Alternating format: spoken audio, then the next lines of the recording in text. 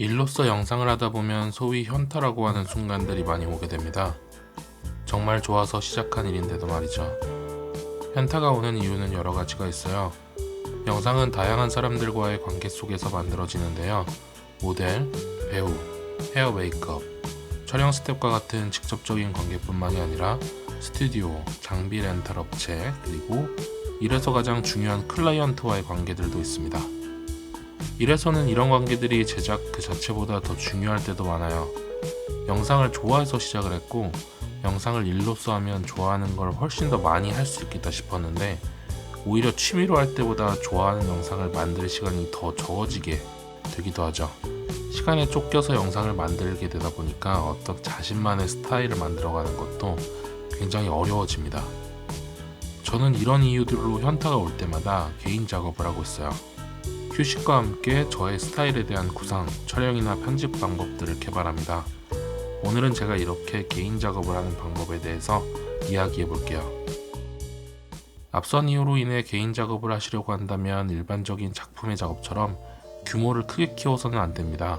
욕심을 내고 멋진 작업을 해야겠다고 생각하는 순간 해야 할 일이 눈덩이처럼 쌓여버리게 돼요. 그럼 이 개인 작업마저도 다시 스트레스를 유발하는 과업이 되어버리죠.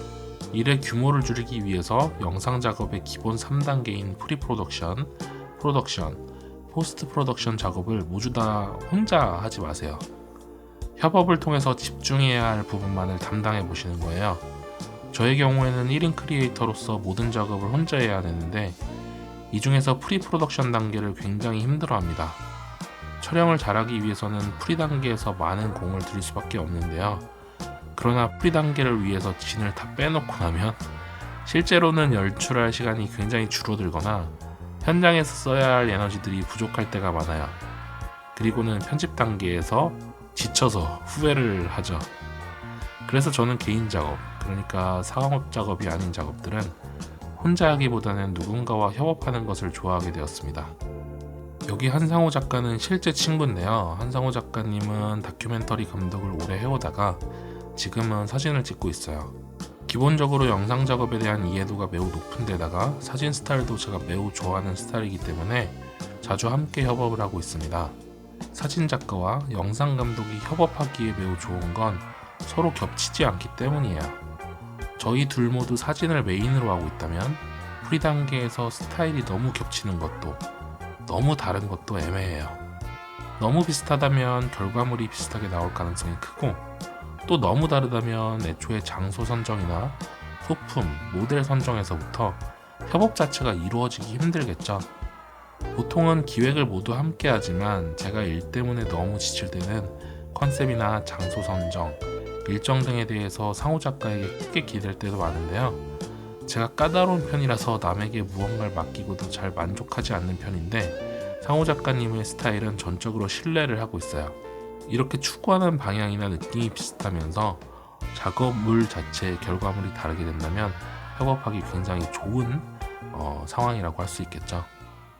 많은 분들이 궁금해하시는 부분인데요. 포트레이트 영상 작업을 해보신 분들은 모델을 어떻게 구인해야 할지 모르시는 분들이 많은데 필름메이커스와 같은 구인 사이트들도 존재하지만 최근에 저는 거의 대부분 인스타그램을 통해서 모델을 구인하고 있습니다.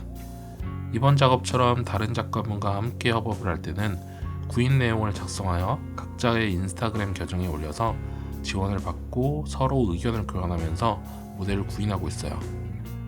저는 인스타그램 계정이 그렇게 활성화되어 있지 않아서 사실 저보다는 상호 작가님의 DM을 통해 연락 주시는 분들이 많은 편이에요.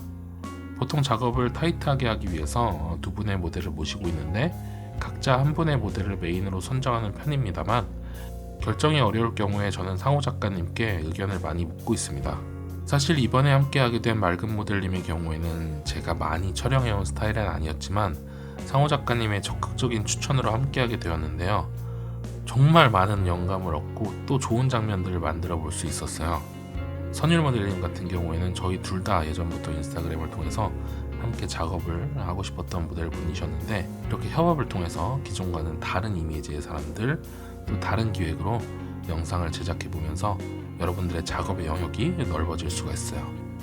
인스타그램에서 모델을 구인하기 위해서는 평소에 계정을 잘 관리를 해두셔야 돼요. 많은 팔로워도 중요하지만 그것보다는 여러분들의 포트폴리오가 가장 중요합니다.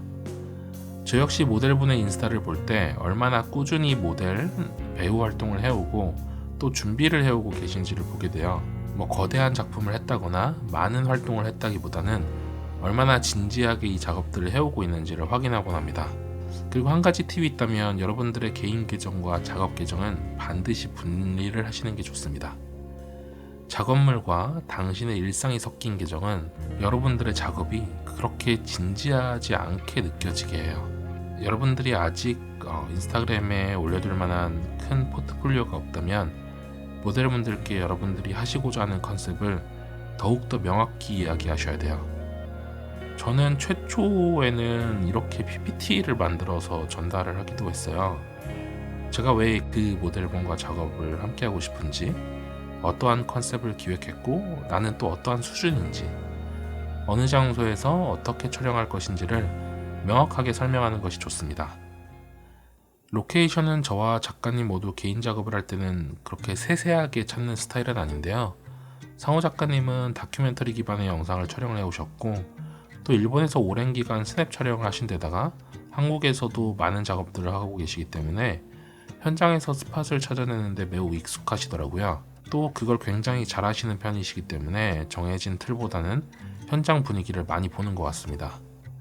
저의 경우에는 사전 기획을 철저히 하고 촬영을 하지 않으면 불안해하는 스타일이지만 개인 작업의 경우에는 저 역시 기획을 줄이고 현장에서 분위기에 맞는 이미지 영상을 즉흥적으로 촬영해 보곤 합니다. 아무래도 소규모의 작업의 경우에는 기획한 대로 100% 흘러가지는 않을 때가 많아요. 그럴 때 임기응변으로 대처하는 것 또한 연출자의 능력이죠. 저는 사실 이런 부분이 조금 부족하다고 느끼고 있기 때문에 개인 작업을 할 때는 숲이나 바다, 골목 이런 큰 카테고리만 정해놓은 후에 돌아다니면서 장소를 찾는 걸 연습하고 있습니다. 이번 제주 촬영 여행 역시 그렇게 진행되었습니다. 최근 들어 여기에 한 가지 원칙은 세우고 있는 편인데요. 최소한 하루 정도는 촬영이 가능한 숙소를 예약하고 있어요. 날씨가 안 좋을 때 상업작업처럼 조명이나 인력을 활용해 촬영을 강행하거나 일정 부분 손해를 감수하고 다른 날 재방문을 할 수 있는 게 아니기 때문에 한 번의 일정에서 꼭 최소한의 작업물을 만들기 위해서 흐린 날에는 숙소에서 촬영을 할 수 있도록 준비를 하고 있습니다. 이번 제주 촬영에서도 이렇게 멋진 숙소를 찾았고 여러가지 이미지 작업들을 해볼 수 있었어요. 그러나 여러분들이 유튜브나 개인 SNS에 영상이나 이미지를 올리실 때 숙소별로 영상 촬영, 사진 촬영에 대한 규정이 있기 때문에 꼭 확인을 하셔야 됩니다. 이번 장소는 유튜브 유료 영상 촬영이 가능하다는 허락을 받고 예약을 하게 되었습니다. 개인 작업이지만 그렇다고 해서 결과물에 책임감을 잊으면 안 되겠죠. 여러 사람이 시간을 내어 참여하는 일이기 때문에 모두가 개별적으로 원하는 무언가를 얻어가야 합니다.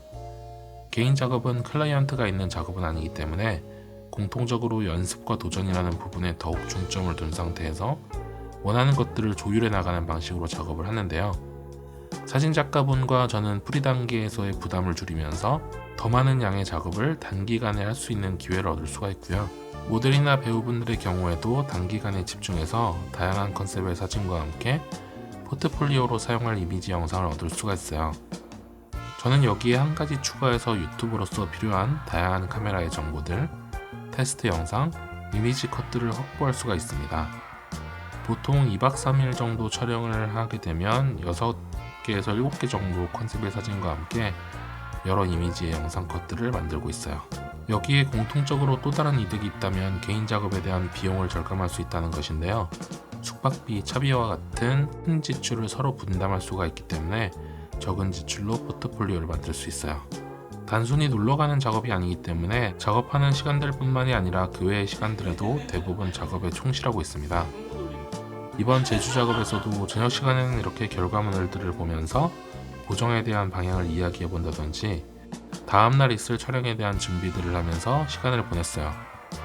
상호 작가님 같은 경우에는 그날 저녁에 A커트를 바로 보정 완료하시는 경우도 많더라고요. 저희 둘 다 그렇게 술을 좋아하는 편은 아니라서 따로 술자리를 갖지는 않고 저희 둘이 방에서 맥주를 한 캔 정도를 마시면서 각자 휴식을 취하곤 해요. 이런 부분들이 상호 작가님과 함께 작업을 하는 큰 이유이기도 한데요. 모두 스타일이 다르기 때문에 어느 것이 옳은 것이다 라고 할 수는 없지만, 이렇게 작업 외적인 부분도 어느 정도 잘 맞아야 계속 협업을 할 수 있는 것 같아요. 사실 이런 부분이 중요하다면 굉장히 중요할 수도 있어요. 클라이언트가 없다라는 건 결국 책임감이라는 부분이 좀 약해질 수가 있는데요. 모두가 공동 분담을 하면서 작업을 하는 거기 때문에 누구 하나 크게 다른 생각을 갖고 있다거나 다른 행동을 하려 해서 마찰이 있을 때에도 이 작업이 우선이다라는 공통 목적의 기준을 이야기하면 해결되는 경우가 굉장히 많아요. 어떤 것들을 시도할 건가, 어떤 부분들을 공부하고 올 것인가에 따라 가져갈 카메라가 달라지는 경우도 많은데요. 사실 이 부분을 꼭 이야기를 하고 싶어서 개인 작업에 대한 이야기를 하게 되었어요.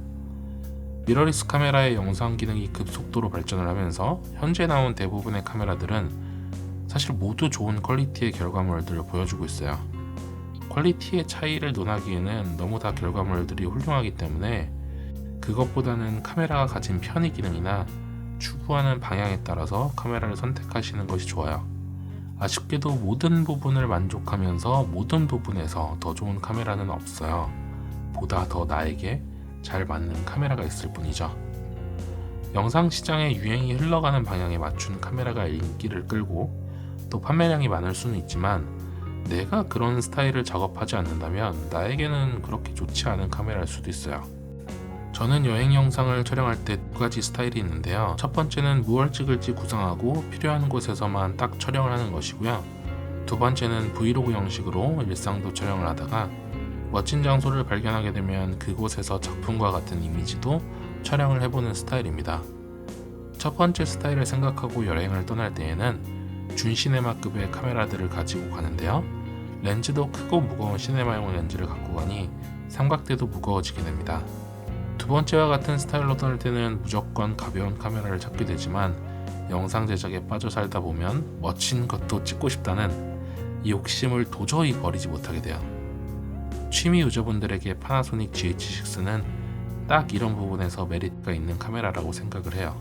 아주 작은 사이즈의 슬링백에 1235 줌 렌즈를 결합하여 갖고 다니시면서 브이로그를 촬영하시다가 심도 표현이 필요한 상황이 되면 1235보다 조리개에 여유가 있는 25mm짜리 단렌즈로 변경을 하고 촬영을 하곤 합니다. 두 렌즈 모두 정말 작은 사이즈라 부담이 없어요. 손떨림 방지 기능은 정말 모든 브랜드를 통틀어 최고급이기 때문에 사실 짐벌이나 삼각대 없이도 안정적인 촬영이 가능하죠. 가벼운 것이 제일인 여행 영상에서 정말 좋은 상황이 되는 것 같아요.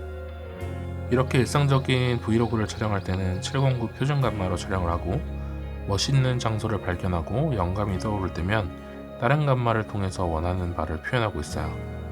다양한 룩을 시도해보기 위해서 가장 최고의 포맷으로 세팅을 하고 촬영을 하기도 합니다. GH6는 별다른 외장 레코더가 없어도 프로레스 HQ 포맷의 5.7K 예상도 10비트의 촬영이 되면서, 또 여름에도 발열 걱정이 전혀 없으니까 이렇게 촬영을 해와서 집에 와서 여러가지 룩들을 시험해보면서 경험과 스킬을 쌓아갈 수 있어요. 사실 이 부분이 가장 마음에 드는 부분인데요. 저는 정말 대부분의 영상을 프로레스 포맷으로 촬영을 하는데, 그동안의 일반적인 미러리스들은 꼭 외장 모니터 겸 레코더를 사용해야만 녹화가 되었었거든요. 여행 시에 모니터를 달게 되면 차 안에 두기가 너무 불편해지고, 그렇다고 뒷좌석 가방에 넣으면 꺼낼 때가 너무 불편해져서 자주 촬영을 못하게 되더라고요.